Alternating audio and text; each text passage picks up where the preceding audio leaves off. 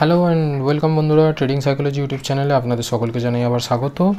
আজকে আমরা আমাদের এই সিরিজটির লাস্ট ভিডিও নিয়ে আলোচনা করতে চলেছি, যেটি হচ্ছে টাইপস অফ দোজি ক্যান্ডেলস্টিক্স এবং তার সাইকোলজি। ঠিক আছে, দোজি ক্যান্ডেলস্টিক্স এটা হচ্ছে হেভি, মানে কি বলবো, আন্ডার হাইপড বলতে পারেন। আন্ডার হাইপড কেন, মানে এই দোজি পার্টিকুলার ক্যান্ডেলস্টিকটাকে নিয়ে কেউ না কোনো কথা বলে না। বাট আমার মনে হয় যে দোজি ক্যান্ডেলস্টিক হচ্ছে এমন একটা ক্যান্ডেলস্টিক, এটা হচ্ছে পুরো মানে গেম চেঞ্জার। আমি দোজি ক্যান্ডেলস্টিককে গেম চেঞ্জার বলি। কেন বলি তার কারণটা আমি একটুখানির মধ্যে এক্সপ্লেন করছি, ঠিক আছে?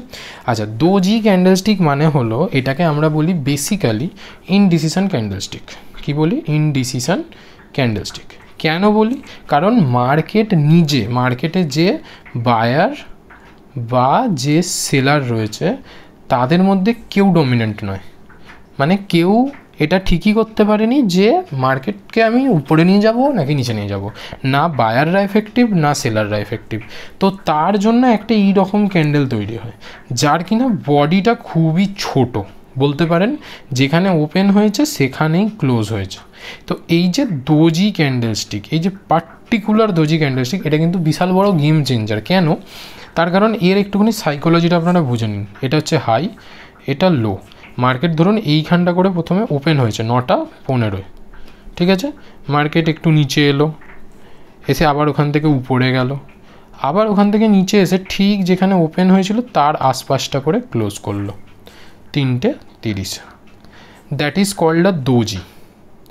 এটাকে বলা হয় একটা দোজি। তো এই যে দোজি ক্যান্ডেলটা, এখানে না বায়ার্সরা ঠিক করে নিতে পারছে, না সেলার্সরা এখানে ঠিক করে কন্ট্রোল নিতে পারছে, তো কেউ কন্ট্রোল নিতে পারছে না। তো এক্ষেত্রে কি হয়, আমরা মনে করি, আমরা যে স্টপ লস প্লেস করি, ঠিক আছে? ধরুন সাপোজ এখান থেকে মার্কেট কিছুটা নিচে পড়লো, নিচে পড়ার পর যখন এখান থেকে উপরে উঠছে, এখানে এখানে এখানে এখানে এখানে এখানে সব বায়ার্সরা থাকে এই সমস্ত জায়গাতে, তবে দামটা ওঠে। তো তাদের সবার স্টপ লস না এই সুইংয়ের নিচে থাকে, এখানে স্টপ লস থাকে। এর ধরুন পার্টিকুলার আর একটা হাই মারলো, সেখান থেকে যখন আবার সেলার্সরা আসবে, তো পার্টিকুলার এই জায়গাতে সেলারদের স্টপ লস থাকবে। এখানে কাদের স্টপ লস? বায়ার্সদের। আর এখান থেকে যখন পড়ছে এই জায়গাগুলোতে কারা থাকে? সেলাররা থাকে। সেলাররা হচ্ছে মার্কেটকে নিচে নিয়ে যায়, ঠিক আছে? তো যখন মার্কেট নিচে যাবে, মাথায় রাখবেন, তাতে লেভেলে সব সেলার্সরা ঢোকে। আর যখনই মার্কেট উপরে যাবে, তাতে লেভেলে সব কারা ঢোকে? বায়ার্সরা ঢোকে। এখানেও যেমন আপনি বলতে পারেন যে এখানে কারা থাকবে? সেলার্সরা, যেহেতু মার্কেট এখানে কী হয়েছে, নিচে গেছে। তো এদের স্টপ লস কোথাও না কোথাও এখানে বা এর একটু উপরে এসএল থাকবে।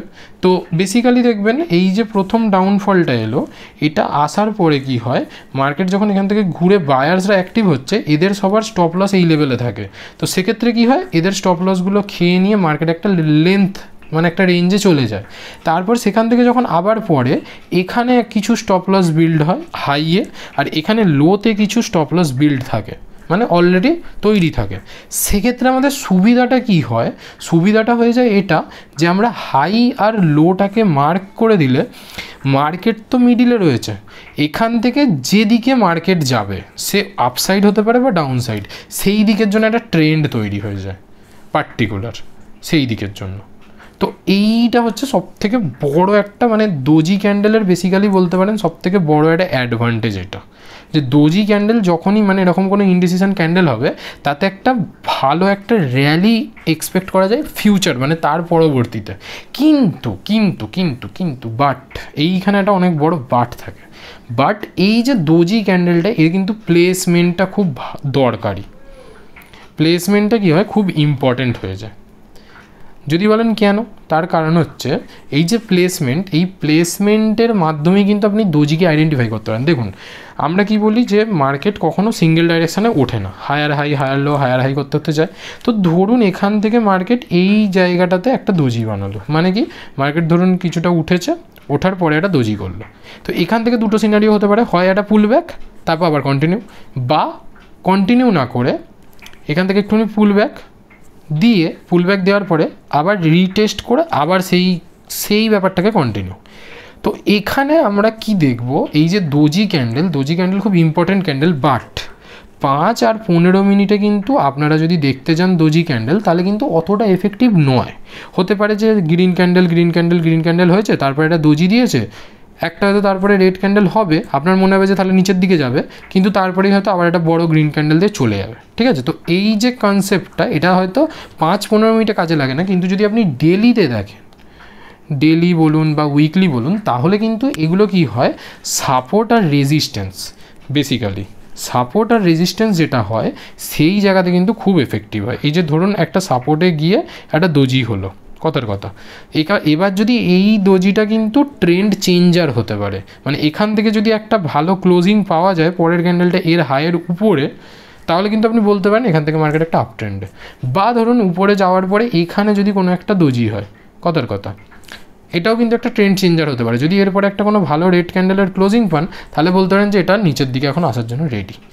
এই হচ্ছে কনসেপ্ট দোজির। এবার দোজি 3 রকমের হয়, ঠিক আছে। 3 রকম মানে কি, ফার্স্ট দোজি হচ্ছে যেটা আমি এতক্ষণ ধরে দেখাচ্ছিলাম, যেটা কিনা মিডিলেই বডি থাকবে, ঠিক আছে, ছোটো হোক বড় হোক, মানে বড় বডি তো হয় না দোজিতে, তো মিডিলেই বডি থাকবে। এটাকে আমরা বলি স্পিনিং টপ, নামটা দিয়ে দিলাম স্পিনিং টপ। ওকে, তো এটার কন্ডিশন আমি আপনাকে দেখিয়ে দিয়েছি, সেম কেস। আর একটা কী হয় এরপরে যেটা হয় সেটা হচ্ছে আমরা বলি গ্রেভস্টোন দোজি। ওকে, গ্রেভস্টোন দোজি। তো গ্রেভস্টোন দোজি জিনিসটা কি, গ্রেভস্টোন দোজি হচ্ছে এটা সেই কতকটাই কবরস্থানের মতো জায়গাটা দেখতে বলে, ওই জন্য এটাকে বলা হয় গ্রেভস্টোন দোজি। এতে কি হয়, ওপেনিং আর ক্লোজিংটা নিচের দিকে হয়, মার্কেট ওখান থেকে উঠে যায় আবার নেমে আসে, আবার উঠে যায় গিয়ে একটু নিচের দিক করে, এদের ওপেনিং আর ক্লোজিংটা নিচের দিকে থাকে। এটা হচ্ছে গ্রেভস্টোন দোজি। আর বাটারফ্লাই দোজি যেটা সেটা হচ্ছে আপনার ওপেনিং আর ক্লোজিংটা একটু উপরের দিকে থাকে, মার্কেট নামে আবার ওঠে আবার নেমে এই উপর দিকটা করে, ওর বডিটা থাকে কতকটা এই রকম, এখানে বডি, এই হাই আর এই হচ্ছে লো, এইটা হলো বাটারফ্লাই দোজি, ব্যাস, এছাড়া আর কিছুই না। ওকে, এই 3 রকমের দোজি হয়, বাট আমি মনে করি এই দুটোর থেকে বেশি এফেক্টিভ হচ্ছে স্পিনিং টপ।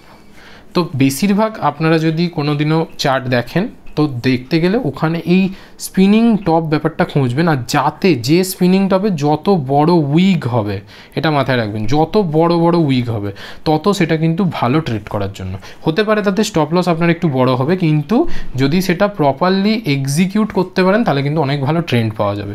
তো এটাও একটা টাইপস অফ মানে ট্রেডিং স্ট্র্যাটেজির মধ্যেই পড়ে। Doji itself is a strategy, ঠিক আছে, দোজি ইটসেলফ মানে নিজে থেকেই একটা স্ট্র্যাটেজি, অন্য কিছু দেখতে হয় না। দোজির সাথে সামান্য ভলিউম ব্যাপারটা অ্যাড করলেই আপনি দেখবেন অনেক কিছু ভালো করে পেয়ে যাবেন, ঠিক আছে। তো সেক্ষেত্রে একটা ভালো ট্রেড এতে পাওয়া যায় দোজির সাথে। ভলিউম কী করে ব্যবহার করতে হয় সেটা নিয়ে আমি আপনাদের জন্য একটা ডিটেলসে ভিডিও বলে দেবো। ভলিউমকে কিন্তু মার্কেটে অনেকে খুব ভুলভাবে ব্যবহার করে, ঠিক আছে। তো সেক্ষেত্রে আমি ভলিউমের একটা রাইট কনসেপ্ট আপনাদেরকে বুঝিয়ে দেবো।